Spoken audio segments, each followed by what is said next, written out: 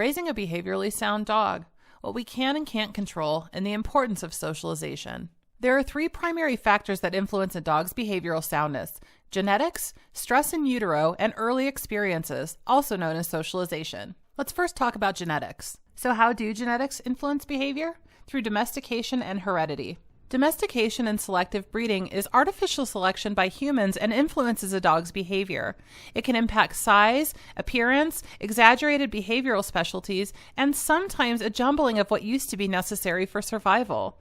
There are 400 distinct breeds currently, and that continues to grow, plus so many mixes.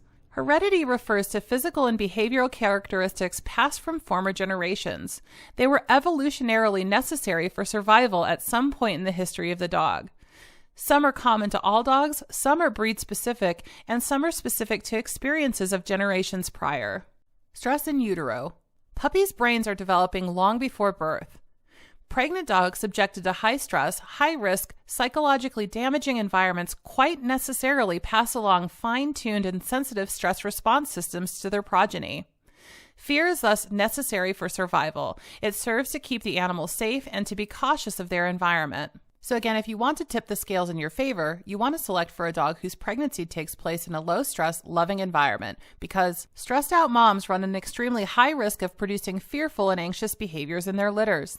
This is because being too trusting is dangerous for long-term survival. So if you have very specific goals for your dog, maybe you need a bomb-proof dog because you've got kids in the household, it's wise to consider these factors in selecting your puppy because both of these factors will influence long-term behavior. If you're more flexible, it may be less important to know the behavior of the puppy's ancestors or what the conditions were during pregnancy. But the point I'm trying to make is, the more unknowns, the more of a gamble there is on behavior. And that's not to say that dogs of unknown origin are bad or that all well-bred dogs are great.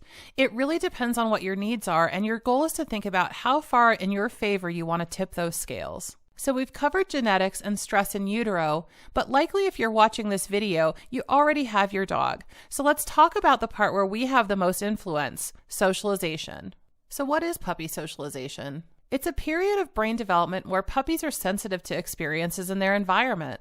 Puppy socialization as an activity is an umbrella term meant to describe the process of building positive associations to the world puppies will be living in lifelong. Our goal is to prevent or reverse fear as much as possible during this short window of brain development and to provide them with padding for their future. This process starts long before the puppies arrive to us, but where we actually focus on it is between 8 and 12 to 16 weeks of age. And here's the thing, the earlier you start this, the better. You get more bang for your buck with earlier experiences than you do later in the socialization window. And that's not to say that that window slams shut, it's just that those later experiences carry less weight than the ones earlier in the socialization period. Forgoing socialization altogether is dangerous. It leaves your dog with no previous experience with blank. You fill in the blank. But for our example, we're going to use dogs.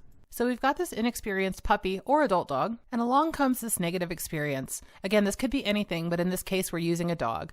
If there is no history, this now means 100% of dogs that our dog has experienced are dangerous. And if the only single experience they've had is negative, that forms a strong and tragic opinion of other dogs. Just like that, we've established fear of dogs. And can you blame them? Remember, fear is meant to keep them safe. You might think of socialization as building layers and layers of armor. With every positive experience, we're creating optimism about the world around them. This also builds resiliency for the inevitable negative things our dogs might endure lifelong. See, for a puppy who has been padded with loads and loads of positive experiences, one negative one isn't going to get them down. They're going to bounce back. They now have many experiences they can use to form their opinions on. So, no socialization, you've created a sitting duck. Lots, and you've created an optimistic spirit who isn't going to let one event ruin them on dogs forever. They're gonna bounce back. But again, it's not just dogs. It's different environments. It's rolling shopping carts, skateboards, umbrellas, school buses and bikes, grooming, nail trims, brushing, the sound of drills, the sound of all kinds of things in their environment, cars zipping past, and then the looks of all different types of people. So let's say we're talking about places. It's not to say that they have to go to all the places that they ever will in their entire lives. What we want to do is teach them to be optimistic about visiting new locations. New places are generally safe. So your guidelines for puppy socialization are as follows. The puppy sets the pace. You don't drag your puppy into overwhelming environments unnecessarily or place them on objects that they're not comfortable with. You don't leave them feeling scared in situations that are overwhelming. We always strive for positive experiences. Our goal is to supply them with opportunities to investigate various sounds, surfaces, objects such as wheeled objects or things that move underfoot, clinical handling, or things that they might experience at the vet or the groomer, and of course, exposure in a way that's comfortable to other dogs and people. Fear is the enemy. Our first objective when we encounter something our dog finds scary is to try and help them get the distance that they need to feel safe. But once we find that, we shift to allowing our puppy to look at the scary thing and follow it with a treat over and over and over again until the puppy feels comfortable enough to move closer, and then we repeat it at every closer iteration. Yes, they will get a lot of food, but honestly, you guys, something like a short-term diarrhea bout is way preferable to a dog with lifelong fear issues. Resiliency is formed in the number of experiences, and low-grade stressors are not the end of the world. The number of experiences provide the dog with adequate data to draw conclusions from so that one negative experience in their future isn't catastrophic. Whereas low-grade stress, but then alleviated by you or by distance, can teach a puppy that they can indeed bounce back from stressful events. I'm not suggesting that we stress our puppies unnecessarily, just that there is the opportunity for learning in those rare instances where stress occurs. Variety is important. We often provide our clients with socialization lists to help them identify areas that will be important for the puppy to feel comfortable in the future. But if you are low on options right now, think in terms of categories of socialization and provide variety within those categories. So for instance, if you don't have a lot of people to engage with your puppy, think about modifying your own looks by wearing a hat, wearing glasses, putting on a mask, etc. Also, take them where they can observe people at a distance until social distancing is lifted. Maybe a shopping center where they can observe people from the car. Remember, if they're feeling nervous, move them further and then follow each look at the scary thing with food. This will make the once fear-inducing thing predict good stuff for them and change their emotional response to it. Overall, we want them to learn that novelty equates to good things, so use what's at your disposal. Long-term lifestyle needs should be factored for. For instance, make car rides fun if road trips are in your future, and make sure that you guys sit in high-traffic areas and share a meal together if you guys are going to be heading to the brewery in the long run.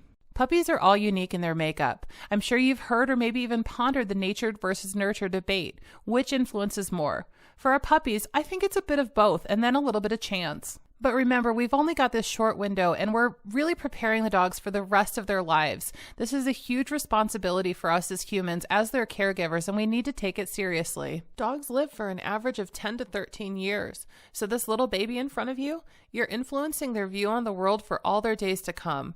Don't squander that opportunity. So what kind of future are you going to create for your dog? For their sake, I hope it's a world of optimism. When selecting a puppy, you want to think about breed specialties that are appropriate for your household.